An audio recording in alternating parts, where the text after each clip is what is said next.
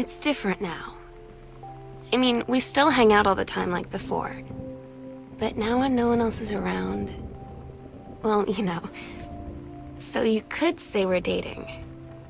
But it's secret. Secret dating? I don't know. I mean, I guess that's the real difference. Now when we get off the phone or go home for the night, or it's just quiet and we're alone, we say I love you.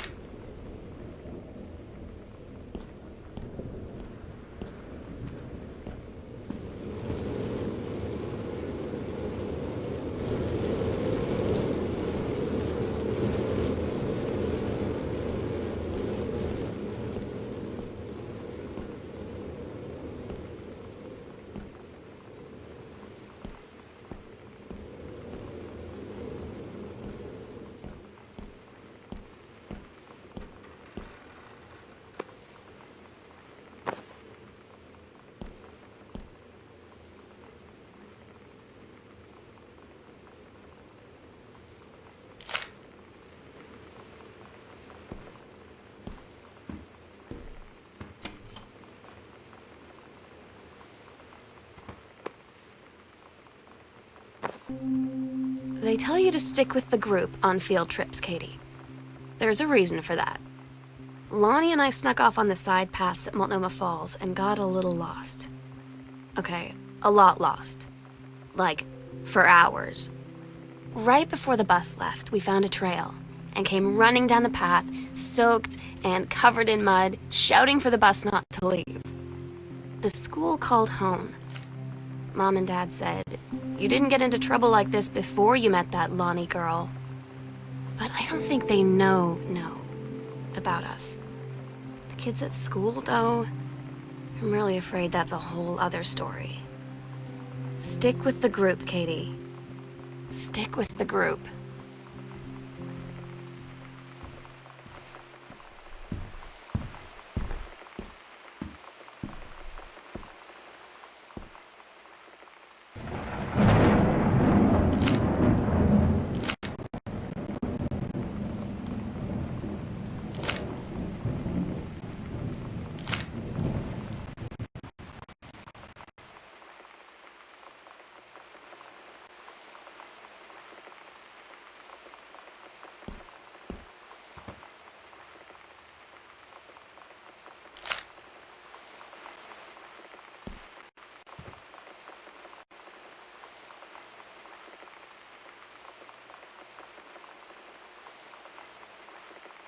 I don't get Lonnie sometimes.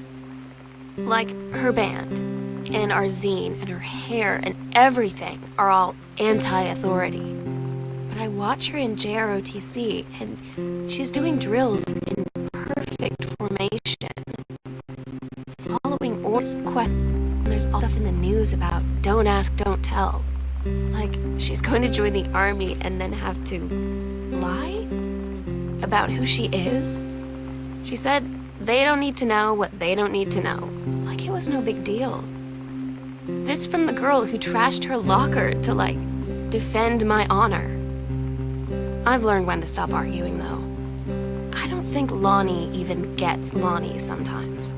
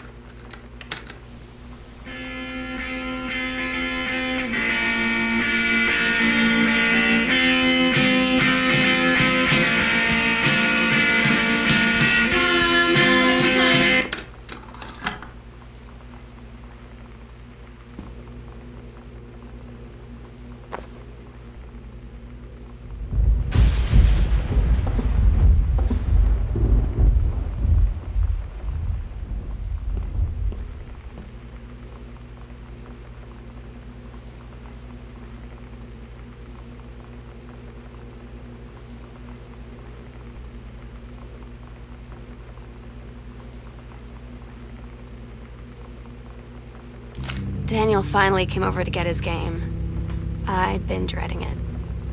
But he brought this story with him that I wrote when we were little. I started reading it, and then there I was, crying at the kitchen table. He asked what was wrong, and I was thinking about how we used to be friends, how much I'd taken for granted. But instead, I told him about school, and Dad, and Lonnie, and then how sorry I was that I wasn't his friend anymore. He gave me a hug and said it was going to be okay. For some reason, I almost believed him.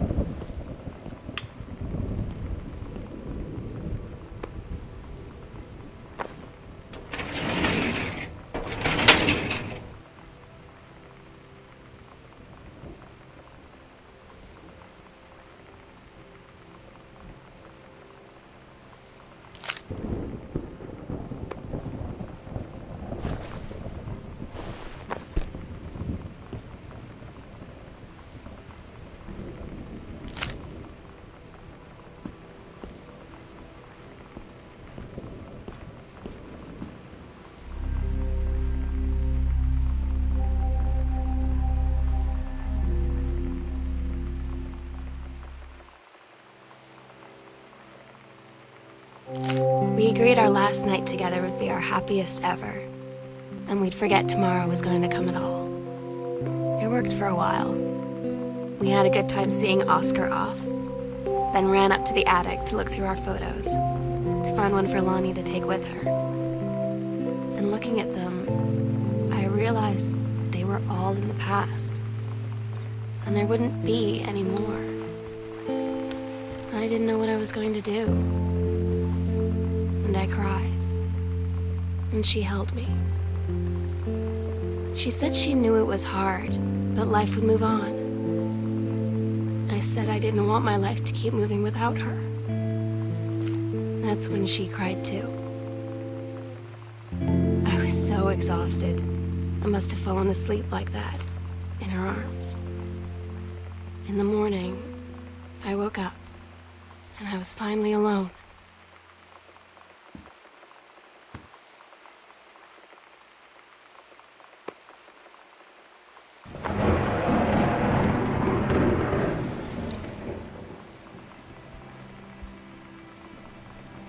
The sunset light in this house is the saddest thing I've ever seen. I just want to sleep. When I'm in the attic, it almost feels like Lonnie could still be here. She's just downstairs. I'm just waiting to hear her pull down the hatch and come running up. Maybe I'll go up to the attic and wait.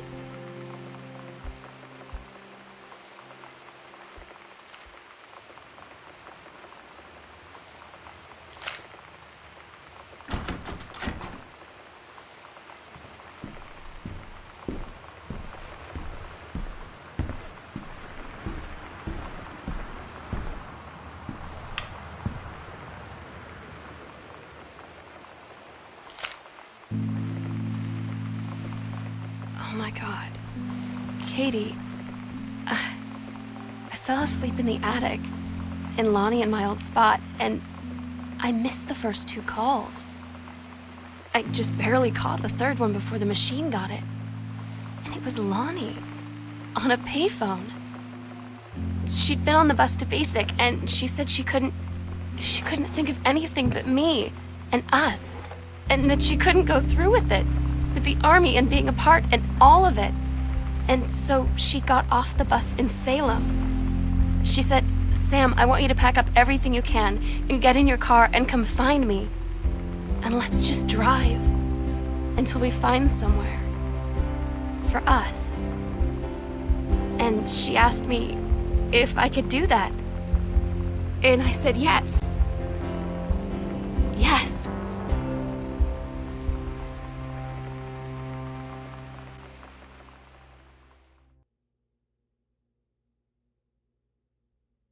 Katie, I'm so sorry that I can't be there to see you in person, that I can't tell you all this myself. But I hope as you read this journal and you think back, that you'll understand why I had to do what I did, and that you won't be sad, and you won't hate me, and you'll just know that I am where I need to be. I love you so much, Katie. I'll see you again someday. Love.